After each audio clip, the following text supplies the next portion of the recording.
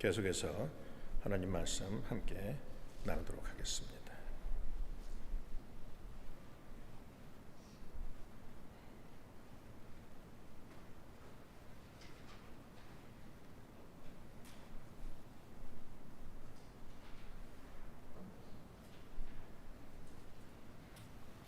자, 고린도후서 5장 21절에 있는 말씀을 나눕니다.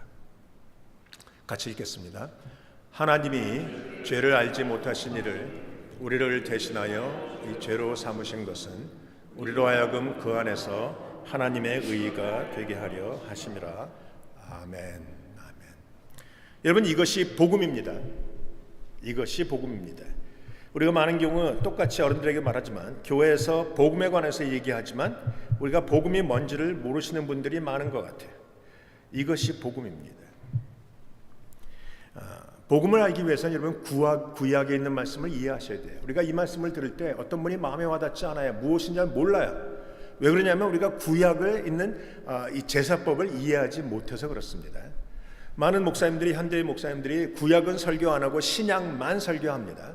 귀한 것이죠. 틀린 것은 아닙니다. 그러나 구약을 빼놓으면 신약에 있는 복음을 제대로 이해할 수가 없습니다. 하나님이 어떻게 우리의 모든 죄악을 예수님에게 감당하시게 하시고 예수님의 그 모든 것 때문에 우리가 의로운 자가 되었는지에 대해서 우리가 제대로 설명이 되어지지 않고 제대로 이해하기가 어려운 것이라는 것입니다. 그래서 여러분이 꼭 기억하셔야 될 것은 구약도 함께 하셔야 된다. 구약 중에서 특별히 레위기를 좀 읽으시면 좋겠어요. 우리 기독교인들이 싫어하는 것이 레위기죠. 그렇죠? 1월 달에 우리가 성경을 읽자고 하면 창세기는 잘 읽다가 레위기에 가면 슬쩍 건너뜁니다. 왜? 그건 좀 복잡하거든. 우리가 말도 안 되는 얘기들이 많이 나오는 거, 우리가 이해할 수 없는 얘기들이 많이 나오는데 정말 여러분이 레위기도 꼭 읽으셔야지만, 꼭 이해하셔야지만, 특별히 제사법에 대해서 이해하시면 훨씬 여러분이 하나님에 대한 이해가 중요할 것 같아요. 우리는 그렇지만 유대인들은 어린아이들에게 창세기, 출애굽기, 레위기, 민수기, 신명기를 읽게 합니다. 그 중에 레위기는 꼭 암송을 시킵니다. 왜요? 왜 레위기가 유대인들에게 그렇게 중요할까요? 지금은 한국말로 하고 있는데 왜 중요할까요? 레위기는 죄인된 우리가 어떻게 하나님 앞에 나갈 수 있느냐를 설명하고 있는 것입니다. 죄인은 하나님 앞에 못 나가요. 반드시 죽어요. 그렇기 때문에 죄인된 우리가 어떻게 하나님 앞에 나갈 수 있는지에 대해서 설명한 글이 바로 레위기라는 거예요. 그리고 그것을 우리가 제사다라고 설명할 뿐 하나님 앞에 나가는 방법을 설명한 것이기 때문에 굉장히 중요한 것이에요. 오늘 본문에 나오는 우리로 하여금 예수 그리스도의 의를 얻게 하셨다.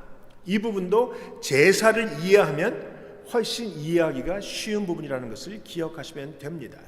자, 한번 그러면 설명을 좀 해보죠. 레위기를 읽다 보면 레위기에 제사가 많이 나오는데 제사는 보통 일반적으로 5대 제사와 4대 제사법이 있어요. 5개의 제사, 일반적으로 드리는 여러 가지 좀 더 있지만 대표적으로 5대 제사와 4대 제사법이 있죠. 우리가 잘 알고 있는 번제, 소제, 화목제, 속죄제, 속건제, 이 5가지죠. 번제는 뭐예요? 우리가 하나님 앞에 나와서 죄를 용서받는 속죄와 하나님 앞에 헌신을 할 때 번제를 드려요. 주로 송아지 같은 걸 드리고 소제는 뭐예요? 제사 중에서 피가 없는 제사가 있어요. 그게 바로 곡식을 드리는 소제예요. 어떤 목사님이 이렇게 설교하시더라고요. 가인과 아벨을 얘기하면서 가인의 제사는 안 받으시고 아벨의 제사는 받으셨다. 왜냐하면 가인의 제사는 곡식을 드렸고 아벨의 제사는 양을 드렸으니까. 왜? 아벨은 양 치는 사람이었고 가인은 농사하는 사람이었으니까. 그러니까 또 교인들이 아멘. 그래. 좀 답답한 부분이 있어요. 제사가 꼭 피 흘리는 제사가 될 필요는 없어요. 피 흘리지 않는 소제도 있어요. 그래서 가인 같은 경우는 자기가 1년 동안 열심히 한 것을 하나님 앞에 드렸죠. 문제는 그의 마음가짐이고 그의 삶이 문제였던 거지 드리는 재물의 문제가 아니었다는 거예요. 그러니까 여러분이 가인과 아벨의 사건에서 알다시피 소제라는 것도 있고 화목제는 하나님과의 완전한 관계를 위해서 드려지는 재물, 제사, 속죄제는 정결과 속죄를 위해서 하나님 앞에 드려지는 재물, 그 다음에 속건제는 하나님 앞에 용서를 구하는 제사임과 동시에 내가 누군가에게 손해를 입혔다면 그 사람에게 배상을 하기 위해서 하나님 앞에 허락을 구하는 제사, 이게 속건제 등이 포함이 돼요. 자, 5개의 제사가 있다고 말씀드렸고 4가지의 방법이 있다고 말씀드렸죠. 4가지의 방법은 오늘 본문을 잘못했겠나 봐요. 별로 관심들이 없으신 거예요. 화제와 요제와 거제와 전제가 있죠. 화제는 불에 태우는 것, 요제는 농산물을 주로 드리는 건데 앞뒤로 이렇게 흔들어서 드리는 게 요제예요. 그다음에 거제는 하나님 앞에 제물을 이렇게 들었다 내렸다 하면서 드려요. 그리고 숫송아지의 뒷다리 같은 걸 들었다가 내리고 하나님 앞에 드린 후에는 제사장에게 갖다 주고 제사장들이 먹게 만드는 것, 이게 바로 거제의 방법이었죠. 그리고 전제가 있어요. 전제하면 떠오르는 인물이 있죠. 저를 보시면서 입을 여시고 말씀하시면 됩니다. 전제하면 떠오르는 인물. 바울이 뭐라고 했어요? 디모데서에 나의 삶이 전제와 같이 하나님 앞에 부은 되었으며 이렇게 나오죠. 그 전제가 제사 드리는 방법 중에 한 가지인데 뭐냐면 제사장이 제물 위에다가 포도주 한 병을 갖다가 쫙 한 방울도 남김없이 다 붓고 하나님 앞에 제사 드리는 거예요. 이게 전제라는 방법이에요. 사도 바울이 말하는 것은 내가 내 삶이 하나님 나라를 위해서 복음을 위해서 한 방울도 남김없이 다 쏟아 부었습니다 라고 말하기 위해서 전제와 같이 나의 삶이 부음이 되었다 라고 말하는 부분이 바로 그 부분이라는 것이죠. 여러분이 그래서 이 레위기를 좀 이해하면은 이해할 수 있어요. 자, 레위기에는 여러 가지 제사법들이 나오는데 특별히 여러분이 주목해야 되는 것은 레위기 1장이에요. 가만 보니까 성경을 안 찾으니까 여러분이 별반 이렇게 감동이 없으신데 성경을 좀 찾죠. 제가 일부러 본문에는 안 띄웠어요. 레위기 1장 1절에서 9절 좀 찾아주세요.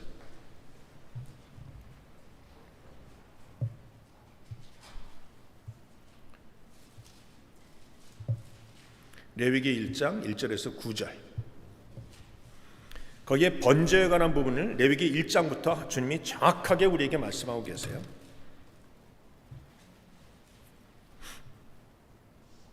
자, 읽기 전에 여러분이 제사에 대해서 알고 계시는 것이 어떤 것이냐 한번 머릿속에 떠오르시면서 읽으셔야 돼요.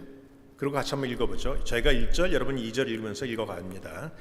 레위기 1장. 레위기가 어딘지 아시죠? 창세기 다음에 계시록 전에 들어가 있어요. 레위기 1장 1절입니다. 여호와께서 회막에서 모세를 부르시고 그에게 말씀하여 이르시되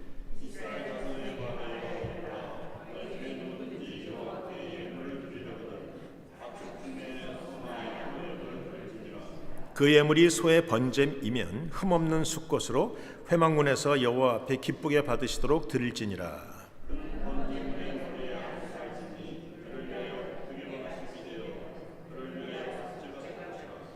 그는 여호와 앞에서 그 수송아지를 잡을 것이요 아론의 자손 제사장들은 그 피를 가져다가 회막문 앞 제단 사방에 뿌릴 것이요 제사장 아론의 자손들은 제단 위에 불을 붙이고 불 위에 나무를 벌려놓고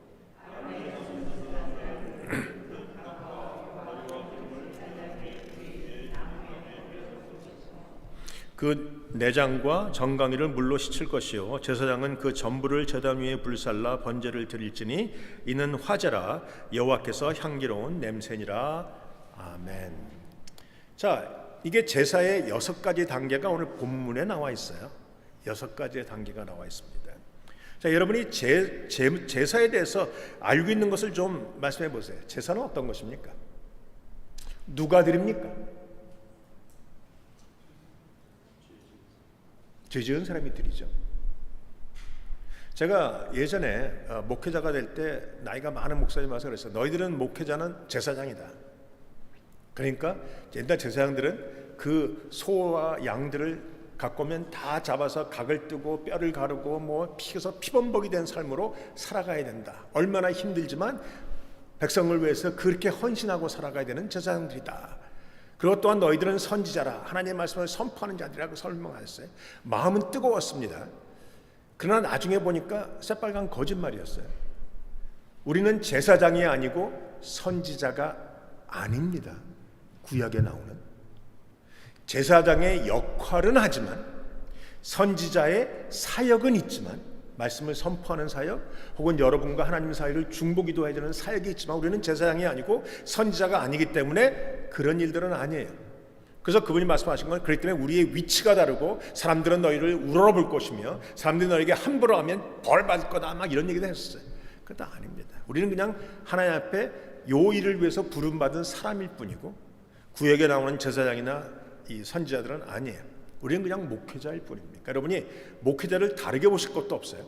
목회자도 죄인이고 목회자도 하나님 앞에 똑같이 기도하고 나가야 되고 예배하고 나가야 되는 그런 죄인이라는 것을 기억하시면 됩니다. 자, 오늘 본문에 보는 것처럼 많은 분들이 오해하는 부분이 있어요. 자, 여기 본문에 봅니다. 첫 번째, 6가지 단계, 첫 번째 단계부터 보죠.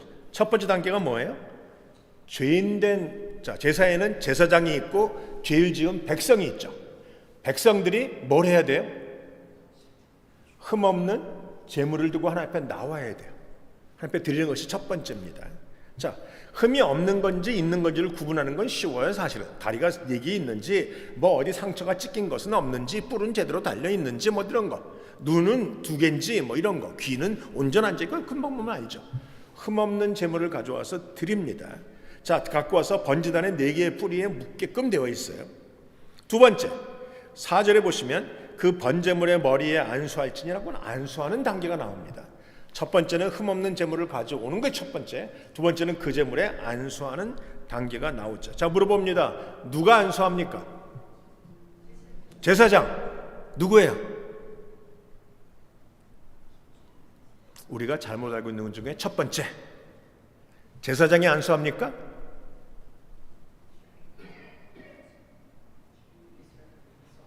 그 제물을 가져온 사람이 안수합니다. 4절에 보시면 정확해요. 자, 3절부터 볼게요. 그 예물이 소의 번제이면 흠없는 수컷으로 회막문에서 여호와 앞에 기쁘시게 받으시도록 드릴지니라. 그는 번제물의 머리에 안수할지니. 이 그가 누구예요? 제사장? 아니에요. 소를 끌고 온 사람, 죄를 지은 죄인이 그의 머리에 안수한다라는 것이죠. 오해하지 마세요. 우리가 많은 경우에 잘못된 지식을 갖고 있어요. 특별히 제사에 관해서 그래요. 죄인이 가져온 제물에 안수한다. 그러면 자, 그는 번제물의 머리에 안수할지니 그를 위하여 기쁘시게 받으심이 되어. 여기서 나오는 그는 누구예요? 그것도 죄인이에요. 죄인이 가져와서 죄인이 안수하고 하나님은 그 죄인을 위해서 받으시고 그 다음에 그를 위하여 속죄가 될 것이라. 여기 나오는 그도 죄인이에요. 갖고 온 사람이 안수하고 기도하고 그리고 하나님 앞에 드리면 하나님이 기쁘게 그를 위해서 받으시고 그가 죄 용서를 받는다라는 것이죠. 자, 두 손으로 안수합니까? 한 손으로 안수합니까? 안 써 있으니까 모르겠어요. 그렇죠? 근데 레위기 16장에 보면 제사장은 아론은 두 손으로 안수했어요. 그러나 두 손이라는 단어가 다 나오진 않는 거 보니까 한 손으로 안수해도 괜찮아요. 한 손이든 두 손이든 상관이 없다라는 거죠. 그러나 레위기 16장에는 아론이 전체 백성을 위해서 기도할 때는 두 손으로 안수하고 그가 거기서 기도문을 낭독해. 그 기도문이 뭐냐면 하나님, 우리가 하나님 앞에 범죄했습니다 라고 하는 기도예요. 그래서 안수하는 사람이 기도하는 거예요. 제사장이 기도하는 게 아니에요. 우린 많은 게 착각했죠. 제물을 가져오면 제사장이 이 갖고 온 사람 머리 위에 손을 딱 얹고 이렇게 제물을 얹고 주님, 이 사람의 죄를 기도하는데 아니에요. 본인이 안수하고 본인이 기도해요. 자, 여기서 알아야 될 것이 있어요. 안수가 뭐예요? 안수의 의미가 뭐예요? 손을 얹는 건데 그 뜻이, 의미가 뭐예요? 죄를 옮기는 거예요. 전가하는 거예요. 꼭 기억하셔야 돼요. 죄를 옮기는 게 안수예요. 물론 안수에는 전체적으로 두 가지 의미가 있어요. 하나는 죄를 전가하는 것이 있고 두 번째는 축복하는 것이 있어요. 제가 어디서 이런 설교했더니 그 다음에 와서 어떤 성도님이 쫙 째려보면서 얘기하더라고요. 앞으로 목사님 내 머리에 안수하지 마세요. 그 안수가 그 안수가 아니라니까. 그건 축복하는 의미고, 그다음에 죄를 전가시키는 의미, 나의 모든 것을 전가시키는 의미가 안수하는 데 들어가 있다. 그리고 안수하는 사람이 죄를 고백하면서 안수하죠. 안수는 제사장이 하는 것이 아니라 죄 지은 사람들, 즉 다시 말하면 여러분들, 저와 여러분들이 하나가 하시는 거라는 거예요. 자, 레위기 16장에 보면 아까 말한 안수하는 사람이 기도하게 돼 있었어요. 자, 세 번째, 제물을 가져오고 안수했으면 어떻게 해야 되죠? 잡아야지. 누가 잡아요? 제사장이? 아니에요. 죄인이 잡아요. 우리가 많은 경우에 제가 아까 말씀드린 것처럼 우리는 목사가 될 때 우리는 옛날에 제사장 얘기를 이 선배 목사님들이 막 하면서 우리는 각을 떠야 되고 소의 목을 잘라야 되고 가죽을 벗겨야 되고 내가 예전에 안 태어난 게 얼마나 감사한지. 그런데 가만 보니까 아니더라고. 가져온 사람이 하는 거예요. 가져온 사람이. 그럼 여러분, 자, 가져온 사람이 죽입니다. 이제 자, 죽이는데 5절에 보면 그는 여호와 앞에서 그 수송아지를 잡을 것이요. 자, 모든 주어가 다 그예요. 그 죄인이에요. 여러분, 소 잡아보셨어요? 염소는 잡아보셨어요? 양은 잡아보셨어요? 닭은 잡아보셨어요? 닭 잡아본 경우는 있죠. 그것도 안 잡았죠. 물론 저도 안 잡아봤어요. 우리는 많은 경우에 특별히 한국 성도들이 잘못 알고 있는데 이 제사에 대해서 착각하는 경우가 있어요. 제사가 얼마나 은혜로울까. 자기가 제물을 갖고 와서 딱 있으면 제사장이 다 죽이고 각 뜨고 껍질 벗기고 다 피다 토하고 나는 그냥 딱 이다가 주님 감사합니다. 이렇게 우아하고 아름다울 거라고 생각해요. 은혜로울 거라고. 천만에요. 여러분, 송아지를 잡아보신 분, 염소를 잡아보신 분, 심지어는 닭을 잡아보신 분도 이게 보통 문제가 아니라는 것을 우리가 알 수 있죠. 제가 어렸을 때 우리 집에서 뭔가 좀 식구들이 모임이 있었는데 우리 셋째 작은아버지, 넷째 작은 다섯째 작은아버지가 닭을 잡았어요. 제가 어렸을 때예요. 근데 그걸 봤죠. 그랬더니 이 남자들이 닭을 잡아본 적은 없지만 잡으라고 하니까 잡는 장면이에요. 셋째 작은아버지는 닭의 목을 붙잡고 있고, 넷째는 닭의 몸통을 붙잡고 있고, 다섯째는 닭의 목을 따는 거예요. 근데 따본 적이 없으니까 얼마나 힘들겠어. 내가 보니까 목 잡은 사람도 머리 잡은 사람도 눈 감고 있고, 몸통 잡은 사람도 눈 감고 있고, 칼 들고 있는 사람도 눈 감고 있어요. 그리고 이러고 있는 거야, 이러고. 그리고 이제 막 뭐 피 같은 게 튀는 것 같은 거 눈을 다 떴단 말이에요. 그리고 놨어요. 목이 잘린 것이 아니라 반만 칼이 들어갔어요. 그러니까 목이 꺾인 채로 닭이 뛰어다니니까 온 집안이 난리가 난 거죠. 마당이 사방에 피가 터지고 뭐 난리가 났어요. 여러분, 동물을 죽인다는 게 그렇게 쉽지 않은 거예요. 더군다나 닭이 그런데 염소와 양, 송아지, 수소 어떻게 죽일까요? 이건 동물 죽이는 사람도 우리가 옛날 백정도 아니고 어떻게 죽이겠어요?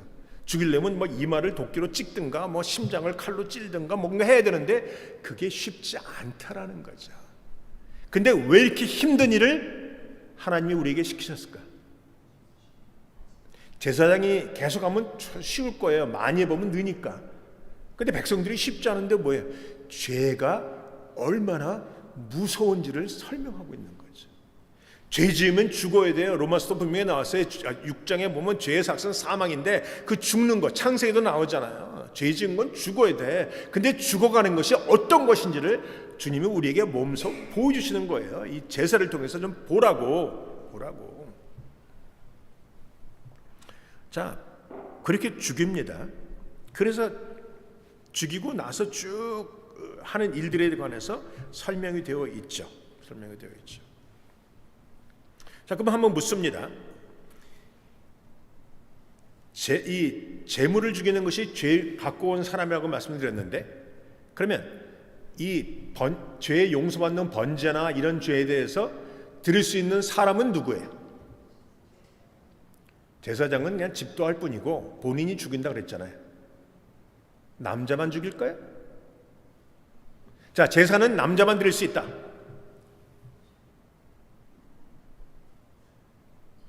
그러니까 여러분이 머리가 좋으신 분은 빨리 알죠. 저 목사가 저렇게 얘기하는 거 보니까 분명히 아닌 것 같아. 이렇게. 제사는 남자만 죽일 수 있다, 여자만 죽일 수 있다. 아니, 남녀 여자 다 죽일 수 있다. 자, 두 가지예요. 제사가 여러 가지, 5대 제사가 있었는데, 여러 가지 제사가 있는데, 죄를 용서받는 것에 관한 제사는 누구든지, 남자도 여자도 다 제사를 드릴 수 있어요.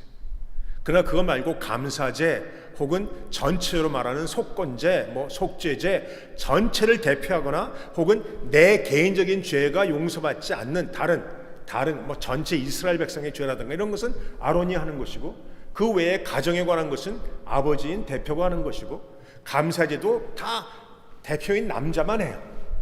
그러나 자기의 죄를 용서받는 요거는 죄 지은 본인이 남자든 여자든 각자가 하셔야 돼요.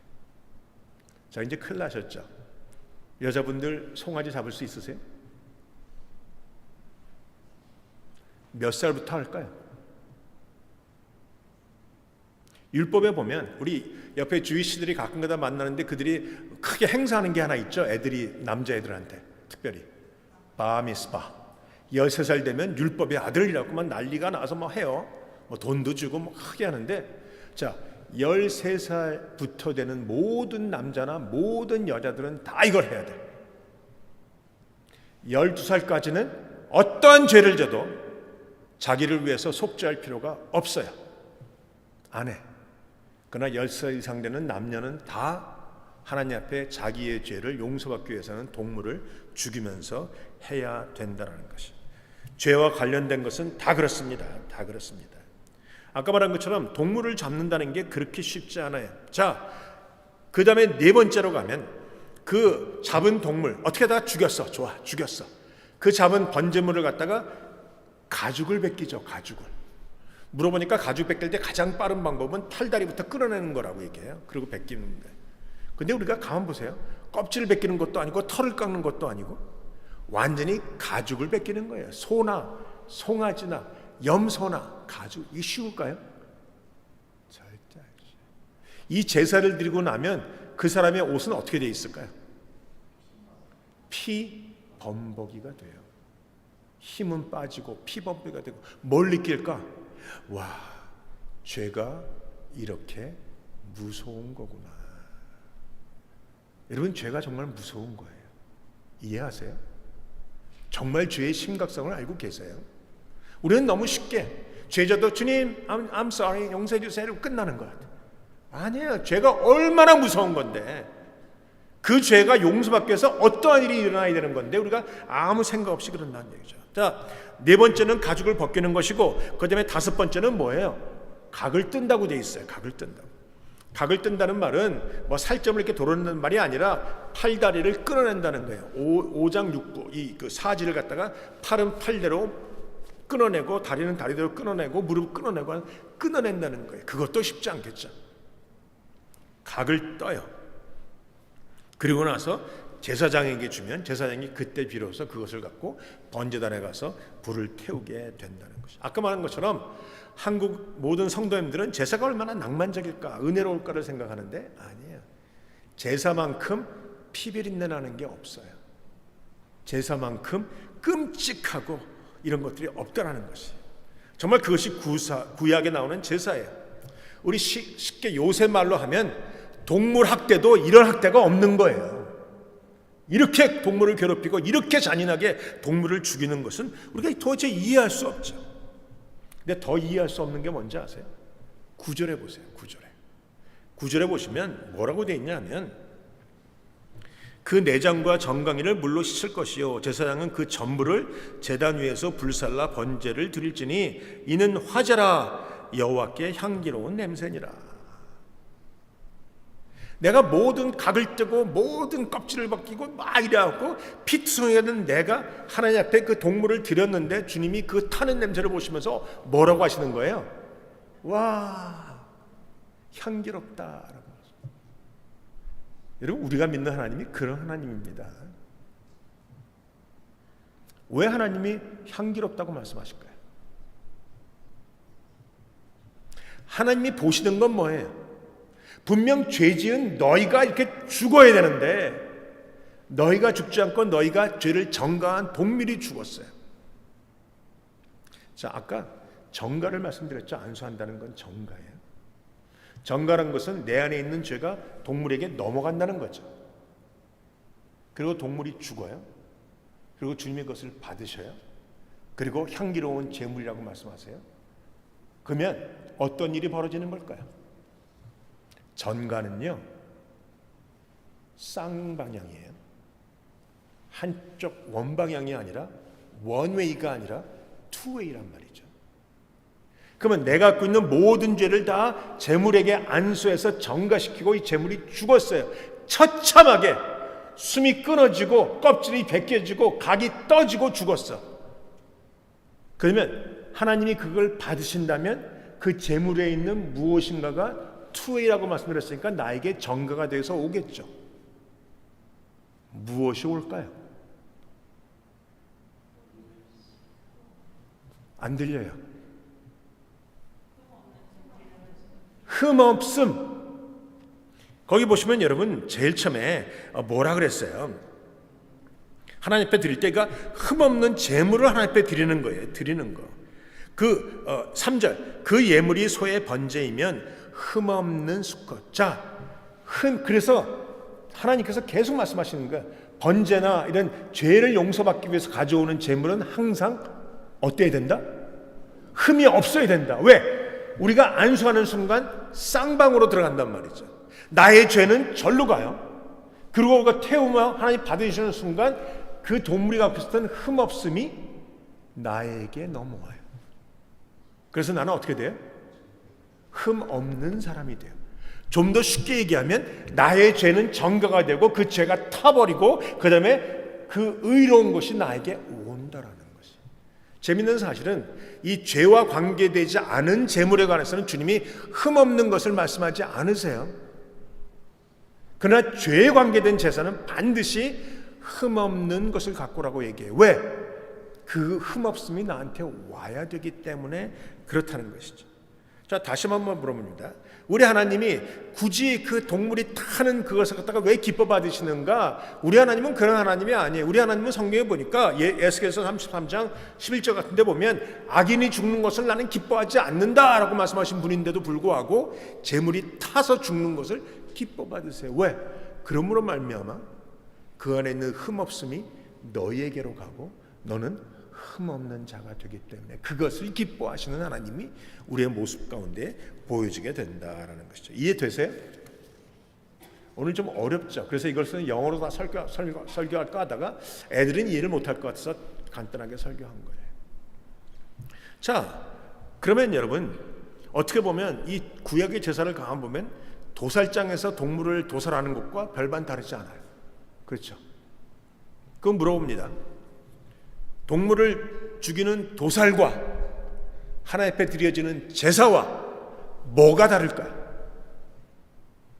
다른 것이 딱 하나 있어요.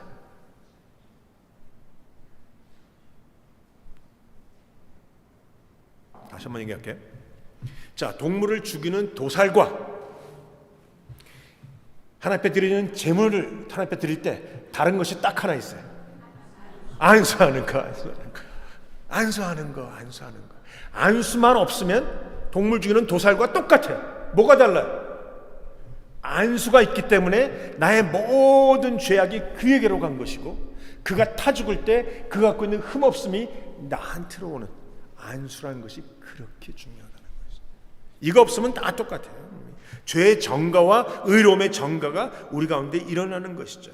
다시 말하면 내 안에 있는 죄가 불에 타서 죽는 것이고 그의 흠없음이 나한테 와서 나는 흠없는 자로 하나님 앞에 다시 쓸 수 있다라는 것이. 그래서 이 안수라는 것이 그만큼 중요해요. 자, 그러면 또 한 가지 한번 얘기해 보십시다. 많은 기독교인들이 굉장히 양심적이라고 얘기하죠. 그리고 동물도 학대 안 해요. 그런데 구약에 보니까 이런 제사가 있어. 이 제사를 보면서 여러분 어떠세요? 이러세요? 아니면 이런 제사를 보면서 막 마음에 감동이 되세요? 감동이 되셔야죠. 그렇죠? 내 대신 죽어서 내가 이렇게 된다는데. 그래서 어찌 보면요, 이것을 갖다가 신약으로 딱 넘어오십시다. 신약에 오면 이 불에 타서 죽는 제물이 누구예요? 예수님이에요.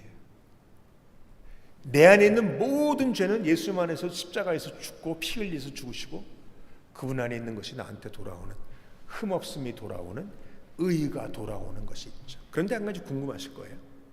우리 또 궁금한지 안 감지 모르겠지만 궁금하시다고 해안에가 설명을 하니까 궁금하시죠? 네. 자, 재물에 관해서 우리가 안수했어요. 예수님과 나와의 관계에서는 뭐가 중요할까요?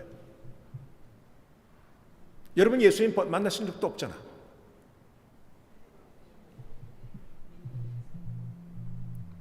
제 귀에 들리게끔 말씀해 주세요. 뭐가 중요할까요? 뭐가? 자, 예수님과 구약의 제사인 동물과 나와의 관계에서는 안수가 중요했어요. 이것 빼면 아무것도 아니에요. 예수님과 나와의 관계에서는 뭐예요? 아까 얘기했죠. A, B, C에서 B. Believe. 내가 주님 안에서 믿음을 갖고 있는 것이 그래서 중요한 거예요. 여러분이 그냥 십자가 바라보면서 이렇게 성찬하면서 그냥 이렇게 아니고, 교회 오면 주님 내가 지었던 그 모든 죄를 다시 한번 주님, 나의 죄를 위해서 십자가 지신 주님 감사합니다라고 내가 믿음으로 그것을 받아들이는 거예요. 성찬도 믿음으로, 사순절도 믿음으로, 모든 예배도 믿음으로. 그래서 성경에 보면 믿음이 중요한 거예요. 믿음이 없이는 하나님을 기쁘시게 못하나니, 그게 믿음이에요. 여러분 믿음 갖고 계세요? 정말 주님 앞에 나올 때마다 주님 나의 죄를 다 주님 앞에 드립니다. 주님의 의로움이 나의 것이 되게 하셨어. 그렇습니까? 그러신다면 제가 여러분을 또 부를 수 있어요. 뭐라고 부를까? 파렴치하다라고 부를 수 있어요. 제가 목회하면서 어떤 분을 만났는데 그래요. 목사님 성경을 읽어보니까 좀 이상해. 왜요? 기독교인들이 너무 파렴치한 것 같아요. 지는 손 하나 까딱하지 않고 지 죄를 다 예수님께 전가시키고 그러고 나서 예수님의 의로움을 받아간다고? 나는 그렇게 못해요. 나는 내가 죄 지은 건 내가 갚아야지. 내가 죄 지은 건 내가 감당해야 할 거예요. 제가 웃긴다 그랬어요. 우리가 지은 죄를 감당할 수 있을까요? 여러분 죄 지은 거 감당할 수 있으세요? 하나님 앞에서 하나님은 이스라엘 백성들이 지은 죄를 해결하기 위해서 동물이 목을 끊고 껍질을 벗기고 각을 뜨고 그렇게 해서 죽여서 하나님이 그걸 용서해 주시는데, 우리 죄를 용서받기 위해서 예수님이 십자가에서 피 흘리고 살이 터지고 옆구리가 터지고 피를 다 쏟고 그리고 우리 죄를 용서해 주셨는데 우리가 뭐라고요? 내 죄는 내가 감당해야지. 하나님의 죄에 대한 무서움을 몰라서 곧다위 소리를 하시는 거예요. 여러분 예수 믿는 사람은 파렴치한 게 맞습니다. 주님 앞에 나올 때마다 주님 나는 아무 공로 없습니다. 나는 정말 파렴치합니다. 오늘도 또 죄를 졌는데 그래도 주님 내가 주님 붙잡습니다 라고 하는 게 기독교인인 거예요. 옆 사람에게 한번 고백해 보세요. 기독교인은 참 파렴치하다. 그래도 그게 맞는 것입니다. 혼자 의로운 척 하실 것이 없어요. 여러분 복음이 뭡니까? 이게 복음인 거예요. This is the gospel. 우리가 딴 게 복음이 아니에요. 주님이 나를 위해서 죽으신 것이고 나의 모든 죄가 전가된 것이고 주님은 그 죄 때문에 십자가에서 돌아가신 거예요. 얼마나 힘들었는지 하나님의 아들인 예수님, 하나님이신 그분이 거기서도 얼마나 힘들었는지 외치셨잖아요. 엘리 엘리 라바 사박다니. 그게 뭐예요? 외침이에요. 외침. 얼마나 힘들었는지. 죄라는 것은 그런 것이라는 거예요. 이 온유가 나 때문에 계속 깨는 것 같은데 소리를 꽥꽥 질러서. 죄라는 것은 그런 것이란 말이에요. 여러분 양심 있는 척하지 마세요. 하나님 앞에서 난 양심 있어요. 난 내가 내 죄를 감당한다고요? 아니요. 주님 앞에 벌벌 기어 나와서 주님 나는 내 죄를 감당할 수 없사오니 주님의 십자가를 붙들겠습니다 라고 말할 수 있는 사람, 그런 사람이 진짜 기독교인인 거예요. 어떤 분이 그래요. 교회에 이렇게 문제가 많냐? 당연하지. 죄인들이 모였는데. 아유 문제 없는 교회가 있었으면 좋겠다. 문제 없는 교회 있어요. 문 닫은 교회 가보면 문제 없어요. 오늘도 사람이 모이고 예배드리는 곳에 가면 항상 문제가 있어요. 왜? 죄인이니까. 기독교인들 가보면 이 소리 할 때 꼼짝을 못해. 세상에 있는 사람들이 야 너같이 믿을 바에는 안 묻겠다 이런 얘기 하죠.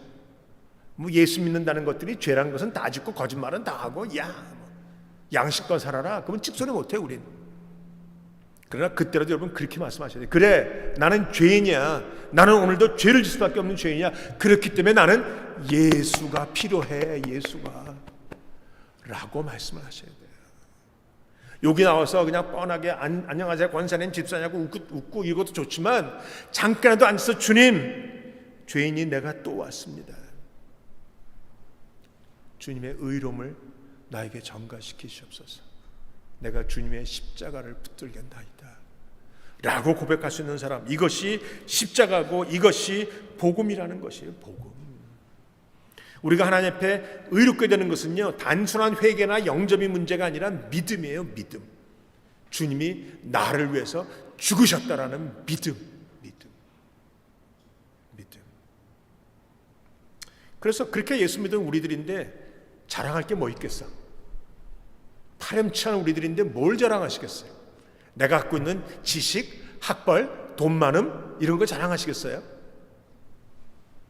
자랑할 건 하나도 없어요. 이쁜 것? 물론 사람들이 그렇죠. 저 정도로 생기신 분.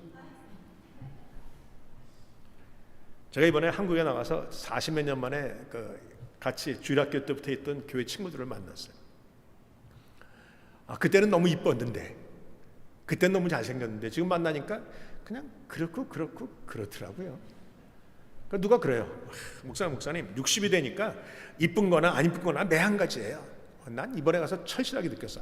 매한가지구나. 나이가 먹어간다는 게. 70이 되니까 배운 거나 안 배운 거나 매한가지고, 80이 되니까 가진 거나 안 가진 거나 매한가지고, 90이 되니까 건강한 거나 안 건강한 거나 매한가지고, 100세가 되니까 살아있는 거나 죽은 거나 매한가지고. 우린 자랑할 게 없어요. 주님밖에는, 나를 위해서 십자가 지신 그분밖에는 자랑할 게 없어요. 우리는 비록 숫자가 적어요. 그렇지만 모이실 때마다 그거 하셔야 돼요. 예수님을 자랑. 예수님, 내가 주님 앞에 나와서 얼마나 잘생겼느냐가 아니라 내가 주님 없으면 살 수 없는 사람인 것을 자랑하셔야 돼요. 고백하셔야 돼요. 우리가 모일 때마다 자랑할 것도 예수님, 우리가 모일 때마다 고백할 것도 복음, 이런 거예요. 고집, 아집 이젠 다 버리셔야 돼요. 자존심도 버리셔야 돼요. 잘났다고 하는 것도 버리셔야 돼요. 누군가 꼴보기 싫고 미운 사람이 있어도 괜찮아요. 가서 용서해 주셔야 돼요. 왜? 내가 이렇게 용서받았는데. 주님이 그 사람을 위해서도 예수님을 십자가에 못 박으셨잖아.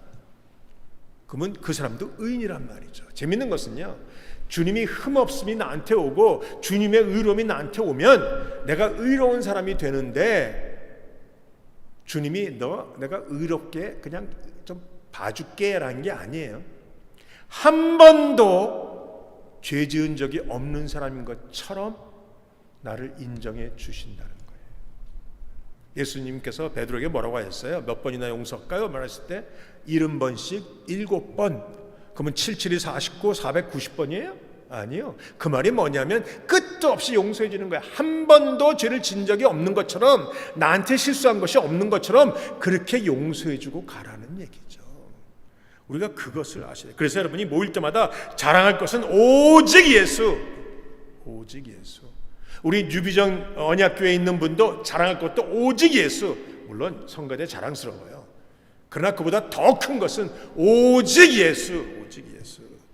그분만 자랑하시면 돼요. 교회는요, 우리가 물론 자선단체가 아니에요. 남들을 돕는 것도 중요하긴 하겠지만 그게 다가 아니에요. 우리 교회는 친목단체도 아니에요. 만나면 즐겁고 감사하고 마음은 따뜻해지지만 그것 때문에 모이는 것도 아니란 말이에요. 우리가 모이는 이유는 딱 하나예요. 예수 그리스도 그분께 예배하기 위해서. 그래서 여러분에게 묻습니다. 처음부터 물었던 거 또 묻습니다. 여러분 안에 예배가 살아계십니까? 제가 이 질문을 저한테도 수없이 했어요. 내 안에 예배가 살아있는가? 그런데 주님, 내가 예배가 살아있다는 말을 못하겠더라고요. 그게 너무 속상했어요. 성도가 하나님 앞에 와서 예배가 살아있지 않으면, 예배가 죽어 있으면 왜 교회 다니나?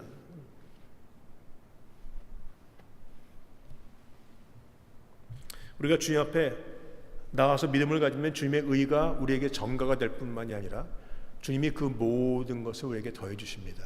예수님의 능력, 예수님이 갖고 계시는 모든 축복, 모든 권세 다 주세요. 그래서 이제 우리가 예수의 이름으로 기도하면 응답받고, 예수 이름으로 기도하면 귀신이 쫓겨나가고, 예수 이름으로 기도하면 병자가 일어나는 것은 바로 그렇기 때문에 그렇다는 것이죠. 사랑하는 성도 여러분, 우리가 교회 다닐 때 무엇이 중요한지를 반드시 기억하셔야 됩니다. 저는 그래요. 요새 답답한 것은 저희 교회를 얘기하는 게 아니라 그냥 이렇게 유튜브도 보고 하다 보면 목사님들의 설교에 복음이 없어. 복음이 없어. 그것도 너무 답답해요. 지식은 많아. 근데 복음이 없어. 정말 중요한 것은 복음이 있어야 돼요. 제가 신학교 다니고 할 때도 말 잘하는 친구들이 있었어요. 말을 얼마나 잘하는지, 또 목회할 때도 말 잘하는 부목사도 있었어요. 우리가 말 잘하시는 분들, 목사님들을 귀하게 보지만 우리가 또 우리끼리는 그분들이랑 세계 그 목사는 금리빨이야, 금리빨. 그런 분들의 특징은요, 설교만 은혜 받는 것이 아니라 광고 때도 은혜 받아. 말을 얼마나 잘하는지 광고 때도. 다 귀한 거죠. 축복이에요. 그런데 정말 중요한 것은 복음이에요. 복음. 내가 주님 앞에 나왔을 때 주님, 내가 설교를 들으면서 주님 이 말씀 하나 붙들고, 설교를 잘할 필요는 없어요. 그러나 복음만 살아있으면 돼요. 여러분, 오늘도 이 말씀 가운데 복음 하나 붙잡으시고 여러분의 인생에 예배가 회복되어지는 저와 여러분이 되시길 주의 이름으로 축복합니다. 기도하시겠습니다. 아버지 하나님, 그렇습니다. 우리가 하나님 앞에 나올 때마다 복음이 살아있는 자가 되게 하시옵소서. 세상을 살아가면서 내 안에 죽어가는 모든 소원, 소망들, 내 안에 이미 죽어버렸던 예배들, 오늘 이 시간 다 회복시켜 주시고 주님이 이곳을 지나시고 이곳을 비추시고 이곳을 만지셔서 주님 앞에 살아있는 예배자가 되게 하시옵소서. 주일마다 이 예배에 벅찬 감격이 있게 하시고 주님의 말씀이 내 안에 살아 움직이는 자가 되게 하셔서 오직 예수, 오직 예수, 오직 예수로만 살아갈 수 있도록 주여 우리 모든 사랑하는 교인들을 축복하여 주시옵소서. 감사합니다. 주님, 예수님의 이름으로 기도합니다.